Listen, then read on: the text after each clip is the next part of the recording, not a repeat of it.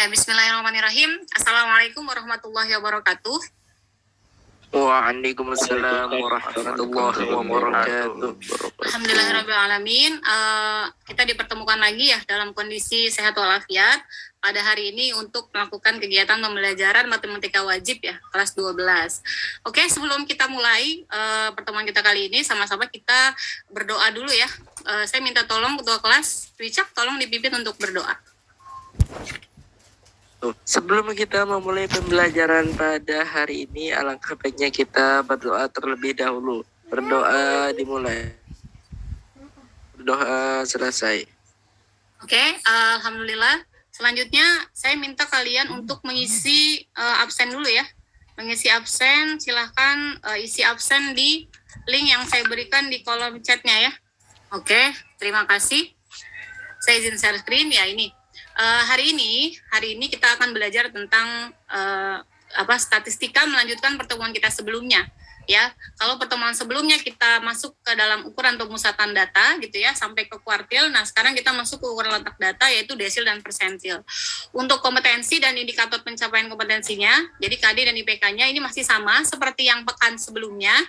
Nah, untuk tahapan kegiatan pembelajarannya kita menggunakan PBL ya, Problem Based Learning. Jadi pertama nanti kita diskusi kelompok secara besar di kelas gitu ya, diskusi kelas. Kemudian saya akan membagi kalian menjadi beberapa kelompok gitu, dan kalian mendiskusikan LKPD bagian 2. Selanjutnya setelah kalian diskusi dan mengerjakan LKPD bagian 2, selanjutnya adalah mempresentasikan. Selanjutnya setelah presentasi saya akan memberikan evaluasi gitu ya, atau jika ada hal-hal yang miskonsepsi akan saya luruskan di sana, dan terakhir kita akan tes formatif atau kuis gitu ya. Untuk penilaian sendiri nanti akan ada 3 penilaian, ada penilaian sikap, ada penilaian pengetahuan dan keterampilan.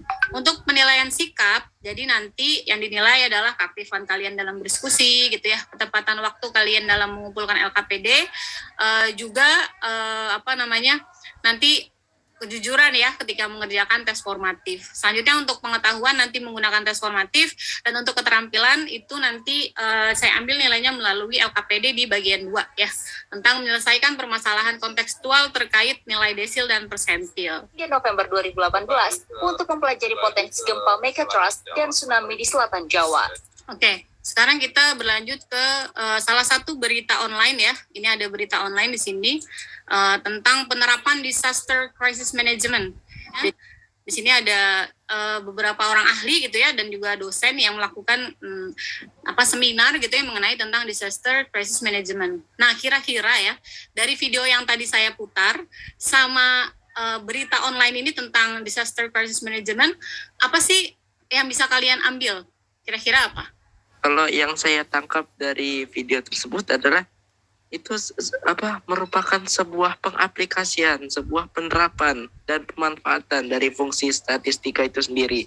Jadi memang ini kan di sini tadi disampaikan ya gitu, bahwa dari beberapa ahli itu mereka menyampaikan tentang potensi tsunami dan lain-lain ya. Jadi di sini kita bisa memanfaatkan statistika ya, salah satunya tadi untuk penanganan bencana gitu ya. Jadi harapannya gitu ya dengan belajar ini nanti mungkin di masa depan gitu ya kalian bisa menjadi ahli-ahli, bisa jadi ahli geologi gitu ya, atau orang-orang yang punya ilmu yang bisa memanfaatkan ilmu yang kalian pelajari untuk menangani bencana alam yang ada di Indonesia. Kita tahu bahwa Indonesia itu adalah negara yang punya potensi bencana alam sangat besar, mulai dari banjir, gempa gitu ya, tsunami dan lain sebagainya. 20% dari data yang ada nih ya, 20% gempa dengan kekuatan skala Richter tertinggi itu menyebabkan tsunami misalkan. Nah, dari situ kan dia bisa memprediksi, berarti kalau misalkan gempanya sekian skala Richter, itu maka dia bisa memberikan potensi tsunami. Nah, itu kan berarti manfaatnya bisa ke penanganan bencana alam yang lebih baik ya. Oke,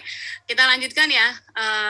Sebelum kita masuk ke inti pembelajaran, kita warming up dulu ya. Buka webnya ya, joinmyquiz.com.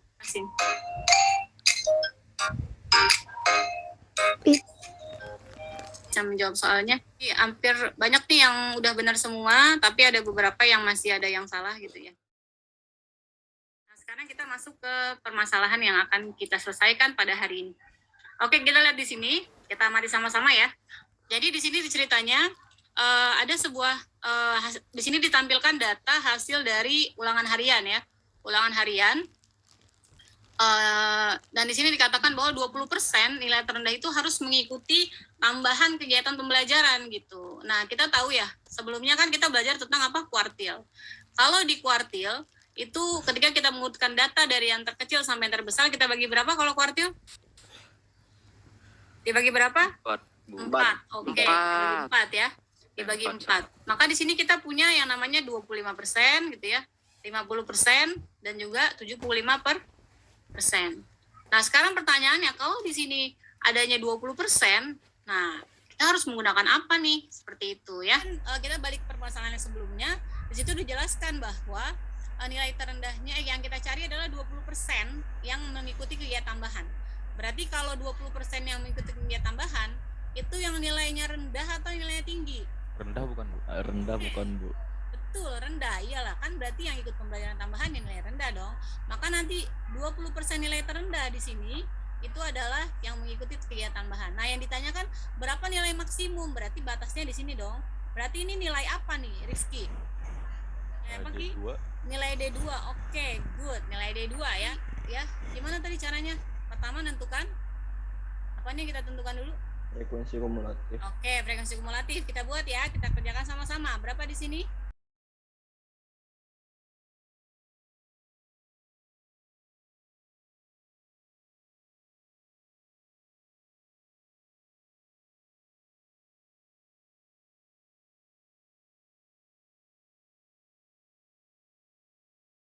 Atau 63,83. Maka ini adalah nilai desil kedua. Oke, selanjutnya kita masuk ke permasalahan di LKPD bagian 2. Di dalam LKPD bagian 2, ini di sini ada masalah kontekstual ya, masalah kontekstual yang berkaitan dengan tadi nilai desil dan persentil ya, masalah kontekstual yang berkaitan dengan nilai desil dan persentil. Nah, nanti kalian ibu akan bagi menjadi 5 kelompok ya, sesuai dengan kelompok yang sudah Budian bagi. Nanti silahkan kalian mendiskusikan ya kelima permasalahan ini, dan setiap kelompok nanti saya minta untuk merekam diskusi kelompoknya. Selain itu mempersiapkan presentasi. Nanti setiap kelompok akan mempresentasikan masing-masing satu permasalahan ya. Silahkan pilih kelompoknya sesuai dengan kelompok masing-masing. Sudah muncul? Bagaimana kelompok 1? Coba salah satu ada yang share screen. Ada yang share screen. Nah, silakan satu orang share screen yang sudah mendownload LKPD-nya. Oke, sudah ini ya dipersiapkan ya. Iya. Oke, sip. Oke, coba lo di-share ke teman-temannya. Ini gimana menyelesaikan si permasalahan ini. Dan yang lain boleh berpendapat ya. Ini dikerjain Lilo kan. Apakah yang lain sudah benar atau punya pendapat yang beda gitu. Syauki mungkin punya ini yang berbeda. Coba di next. Nanti nyari apa nih? Nyari nilai apa? I1 atau kalau persentil berarti persentil ke berapa? Persentil ke 25. 25. Oke, Adit persentil ke 25. Yang lain sepakat, bukan persentil 75, bukan. Selanjutnya kalian ngapain? Frekuensi kumulatif. Oke, frekuensi kumulatif. Betul. Frekuensi kumulatif ngapain lagi? Dicari letak persentil ke 25-nya, Bu. Ya, kalian lanjutkan untuk yang permasalahan kedua dan seterusnya. Ya, kita lanjutkan dengan presentasi ya. Saya langsung aja mulai dari kelompok 1. Assalamualaikum warahmatullahi wabarakatuh. Waalaikumsalam. Kami dari kelompok 1 akan menjelaskan tentang diskusi kami pada permasalahan 1 di LKPD-nya. Oke. Jadi kelompok 5 ini masalahnya pada sebuah perlombaan diperoleh skor dari seluruh peserta disajikan dalam tabel berikut ini.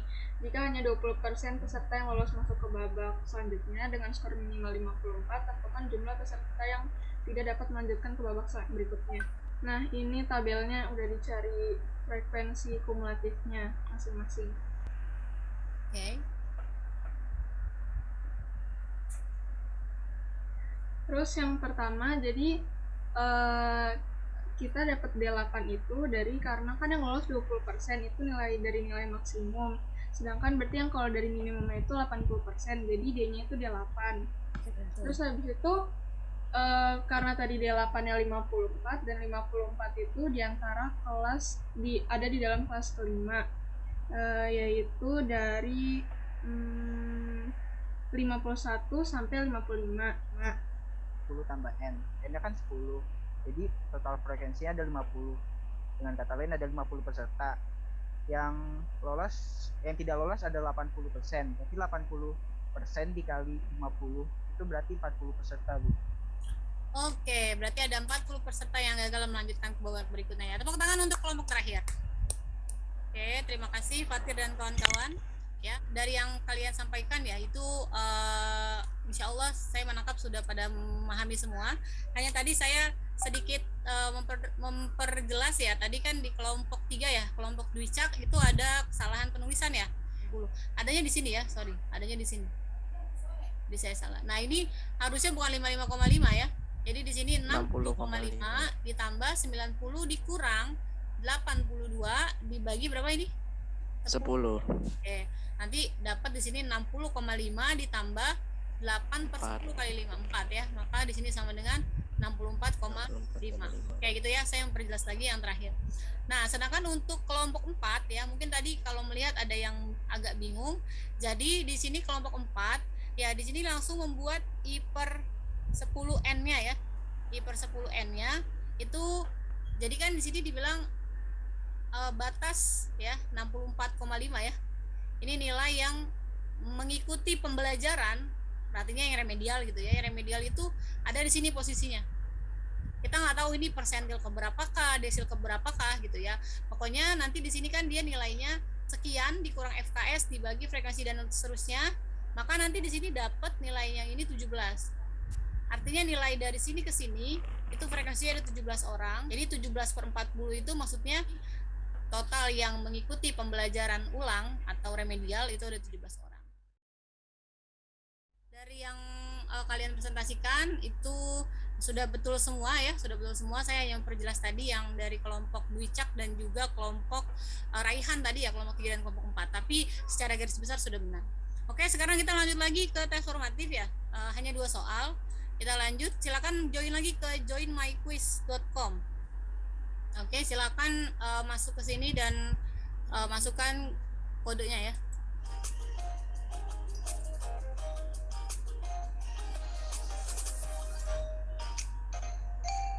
Dwicak pertama, kemudian ada Alisha dan ada Adit ya. Wih, banyak yang benar semua nih. Waduh. Oh, ini ada Anissa dan Balkis ya. Balkis nggak jawab nih satu soal. Coba saya minta ada yang ingin menyampaikan refleksi atau simpulan dari pertemuan kita hari ini. Oh, sekarang sih saya merasa ya belum berminat jadi ilmuwan, tapi statistika ini tuh pelajaran dasar yang dipelajari di semua jurusan kayaknya ya. Soal mengolah data itu bukan sesuatu yang penting gitu. Jadi semangat belajar statistika. Oke, itu untuk refleksi hari ini ya. Kalau dari simpulan pembelajaran kita, jadi kita udah belajar apa aja nih hari ini? Mungkin Fatir, apa aja yang kita udah dipelajari hari ini oleh Fatir? Kita dipelajarin menghitung data menggunakan kuartil sama desil. Desil dan persentil. Iya. Itu yang sudah kita pelajari hari ini ya. Yang sudah kita pelajari itu tentang desil, dan persentil serta aplikasinya atau penggunaannya dalam menyelesaikan permasalahan kontekstual seperti itu ya. Nanti untuk tindak lanjutnya, karena tadi Budian lihat dari tes formatif itu kalian sudah paham hampir 100% gitu ya, maka nanti Budian akan kasihkan soal-soal pengayaan ya seperti itu, dan juga nanti Budian berikan di sini udah Budian kasih e-book ya. E-booknya nanti silahkan dikerjakan.